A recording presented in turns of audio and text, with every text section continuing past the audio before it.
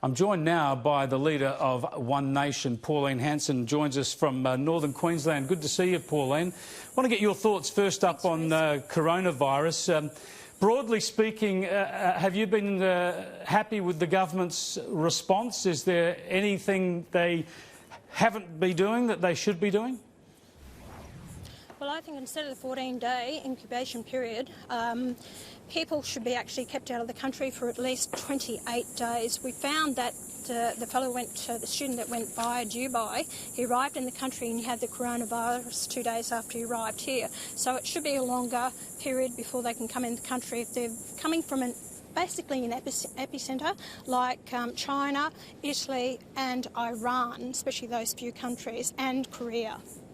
Well, the government, of course, is acting on the best medical advice it gets and it has increased the checks on people coming from Italy and, as you know, bans on South Korea, Iran and China. And the best medical advice obviously says that 14 days is the appropriate isolation period.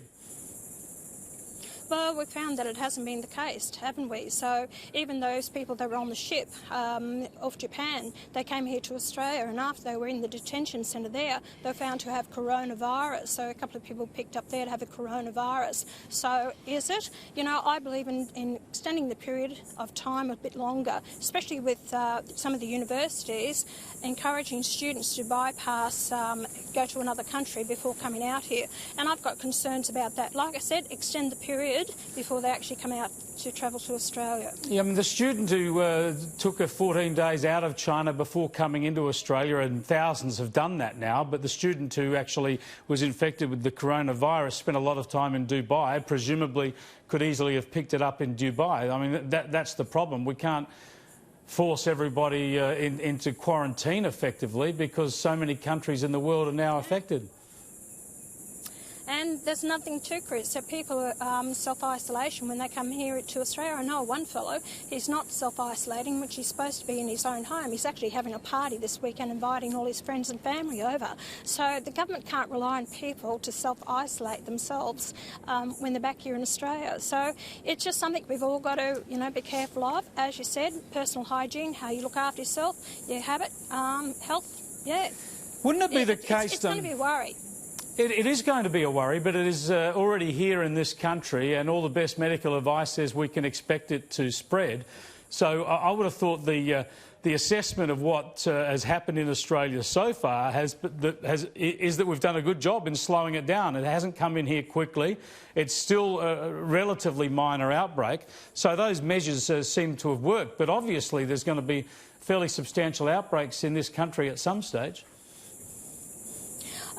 Look, I agree with you. I think the government has done very well in stopping the travel from China in the early stages of this, and I think they have done it. But when you've got 77 doctors that goes to a seminar and 2 of the doctors had it, now, you know, it's concern about the other doctors that may have had it and passed on to possibly patients or people they're seeing. So that's a worry to the Medical Association that has happened. But we've just got to...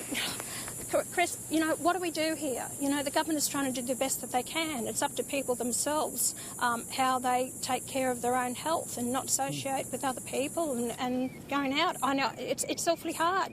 Don't know what to say about it, what to do about it. Just one question more on the coronavirus. We've seen a lot of companies and organisations obviously tell their employees, give them advice, cancel a lot of overseas travel. What's happened with MPs?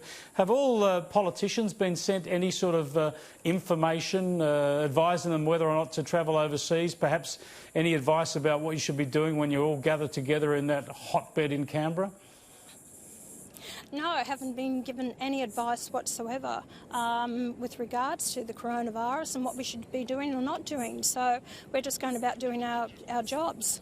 That surprises me because politicians travel a lot. They meet an enormous amount of people, constituents around the place, and of course then they do all come together in Canberra where you've got thousands of people in that one building. I would have thought there might have been some sort of note to give you some advice, so we'll follow up on that.